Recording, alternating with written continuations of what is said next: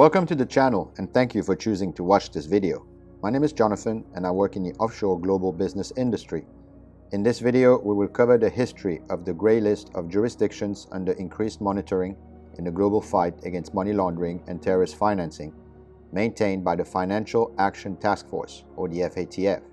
Second, we will analyze the review process and which criteria are required to be inscribed on the FATF Grey List. Third, we will touch upon the effects and consequences of being grey listed.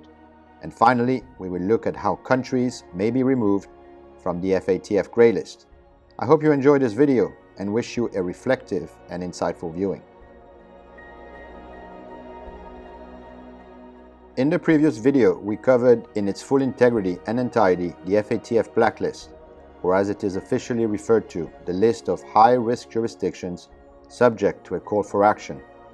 This essentially means that the countermeasures to tackle money laundering and terrorist financing are placed on these countries, which result in heavy economic sanctions and penalties being promulgated. I would recommend you also view this particular video so that you get the full picture regarding both the grey and black lists.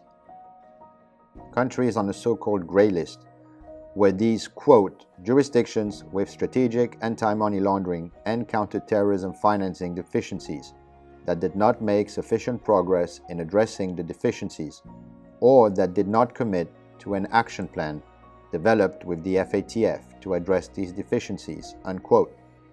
From February 2017 till present date, and as published by the Financial Action Task Force, the FATF Grey List has been reformed and recategorized to where it, quote, identifies countries that are actively working with the FATF to address strategic deficiencies in their regimes to counter money laundering, terrorist financing, and proliferation financing.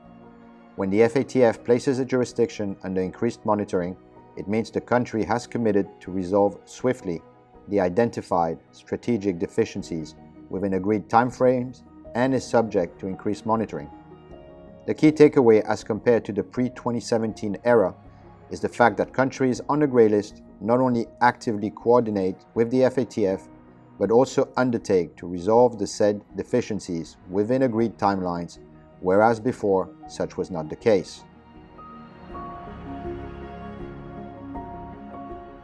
The Financial Action Task Force is responsible for identifying and assessing jurisdictions that have deficiencies in anti-money laundering and combating the financing of terrorism, AML or CFT measures, which pose a risk to the global financial system. The process is overseen by the FATF's International Cooperation Review Group, or the ICRG. The review process evaluates the implementation of AML CFT measures based on the revised FATF 40+9 special recommendations. The FATF conducts reviews of jurisdictions based on various factors, such as threats, vulnerabilities, and specific risks associated with a jurisdiction. A jurisdiction will be subject to review if it does not participate in the FATF-style regional body or delays the publication of mutual evaluation results. Additionally, a jurisdiction can be nominated for review by a FATF member or an FSRB, based on identified risks or threats related to money laundering, terrorist financing, or proliferation financing. Furthermore, a jurisdiction may undergo review if it performs poorly in its mutual evaluation. This includes having 20 or more non-compliant or partially compliant ratings for technical compliance, being rated non-compliant or partially compliant on 3 or more specific FATF recommendations, or demonstrating a low or moderate level of effectiveness in 9 or more of the 11 immediate outcomes, with at least 2 being at a low level. To recap and summarize up to now, the FATF closely monitors and assesses jurisdictions with strategic AML CFT deficiencies that pose a risk to the international financial system. The review process considers factors such as participation in regional bodies, publication of mutual evaluation results, and performance in terms of technical compliance and effectiveness of AML CFT measures. When a jurisdiction's mutual evaluation results leads to its inclusion in the International Cooperation Review Group ICRG process, it undergoes a 1-year observation period. During this period, the jurisdiction collaborates with the FATF or its FATF-style regional body to address any identified deficiencies before the possibility of public identification and formal review by the FATF. The FATF prioritizes the review of countries with the larger financial sectors at stake, typically those with financial sector assets of $5 billion or more. Throughout the review process, the FATF evaluates the jurisdiction's strategic AML/CFT deficiencies, considering both technical compliance and the effectiveness of the implemented measures. The progress made by the jurisdiction in addressing these deficiencies is also taken into account. If the FATF determines that the progress is insufficient, it works with the jurisdiction to develop an action plan that specifically addresses the remaining strategic deficiencies. During the ICRG review, the FATF requires a high-level political commitment from the jurisdiction, ensuring that the necessary legal, regulatory, and operational reforms outlined in the action plan will be implemented. The ICRG consists of 4 regional joint groups covering Africa, Middle East, the Americas, Asia Pacific, and Europe/Eurasia. Each jurisdiction under review is given the opportunity to participate in a face-to-face meeting with the joint group to discuss the analysis prior to the FATF plenary meetings. After every plenary meeting, the FATF issues 2 statements. These statements serve as concise summaries of the recent actions taken in line with the action plans of each jurisdiction under review. They also include a list of the strategic deficiencies that still need to be addressed. The purpose of having 2 statements is to reflect the varying levels of risk posed by deficiencies identified in the jurisdictions under review. These statements provide an update on the progress made and highlight the areas that require further attention. Following the talked about reviews, assessments, and statements of the FATF on countries, these may be placed on the FATF Grey List. These countries are identified as having a significantly higher risk associated with money laundering and terrorism financing. Being placed on the Grey List, which is part of the increased monitoring category, is not as severe as being on the FATF Black List, but serves as a preliminary step towards potential sanctions and blacklisting. This should serve as a real wake-up call for a particular jurisdiction to address its AML and CFT deficiencies. Being placed on a grey list is considered a significant tool in contemporary foreign policy and can have detrimental effects on an economy. These actions often have wide-ranging consequences throughout the jurisdiction and can exert a long-term influence.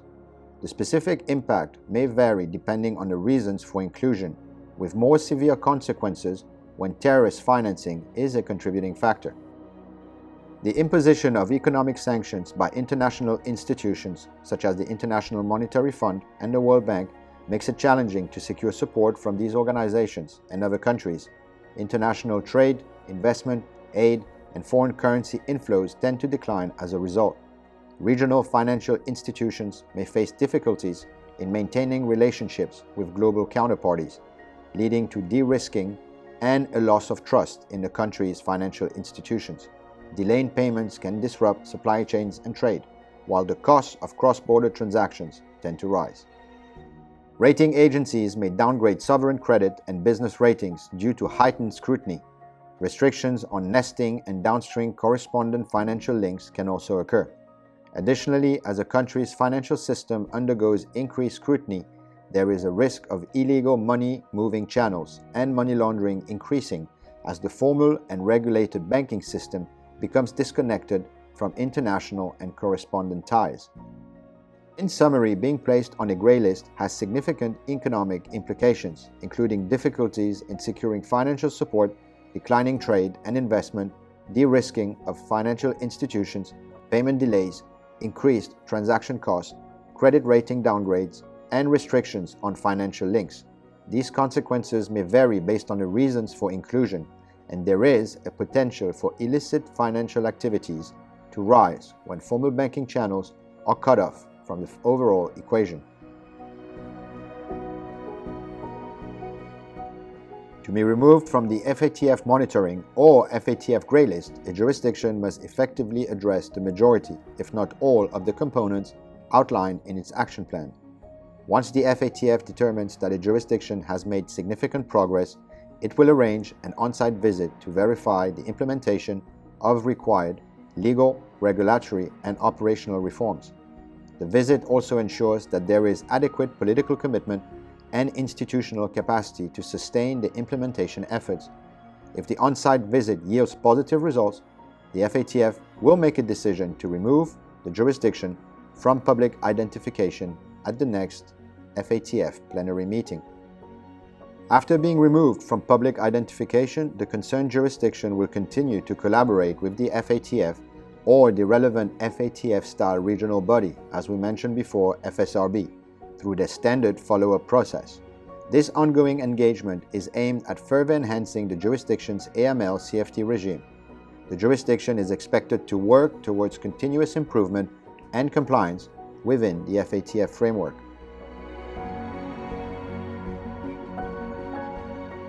In summary, being placed on the FATF Grey List has significant economic implications, including difficulties in securing financial support, declining trade and investment, de-risking of financial institutions, payment delays, increased transaction costs, credit rating downgrades, and restrictions on financial links.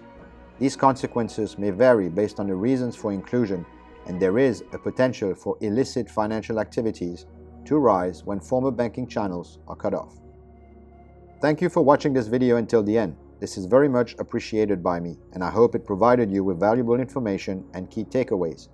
As always, I will be posting frequent and insightful content, so feel free to come back to the channel to stay updated and on top of what is happening in the offshore, global, and financial services industries.